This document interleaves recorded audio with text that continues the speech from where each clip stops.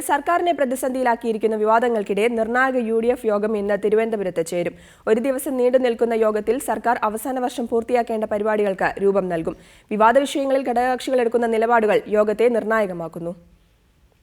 സരിതയുടെ കത്തിലും ബാർക്കോഴ വിവാദത്തിലും PC George വിഷയത്തിലും ആടിയുലഞ്ഞു നിൽക്കുകയാണ് UDFും സർക്കാരും. ഇതിനിടയിലാണ് പ്രതിച്ഛായ നന്നാക്കാനുള്ള പരിപാടികളെക്കുറിച്ച് ആലോചിക്കാൻ ഒരു ദിവസം നീണ്ടു നിൽക്കുന്ന യോഗം ചേരുന്നത്. അവസാന വർഷത്തിലെത്തിയിരിക്കുന്ന സർക്കാർ അടിയന്തരമായി നടപ്പാക്കേണ്ട കാര്യപരിപാടികളെക്കുറിച്ചാണ് യോഗം തീരുമാനിക്കുക. എന്നാൽ അജണ്ടയിൽ ഒതുങ്ങില്ല ചർച്ചകൾ എന്നത് തീർച്ചയാണ്. സരിതയുടെ കത്തിലെ ആക്ഷേപങ്ങളെ എങ്ങനെ പ്രതിരോധിക്കണമെന്നത് ചർച്ചയാകും. ബാർക്കോഴ വിവാദത്തിൽ ജനങ്ങൾക്കിടയിൽ വന്നിരിക്കുന്ന സംശയം അകറ്റാനുള്ള മാർഗങ്ങളും ആലോചിക്കും.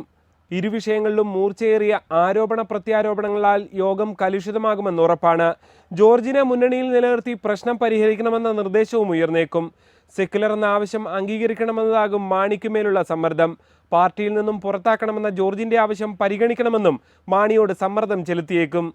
G Sreejith, reporter, Thiruvananthapuram.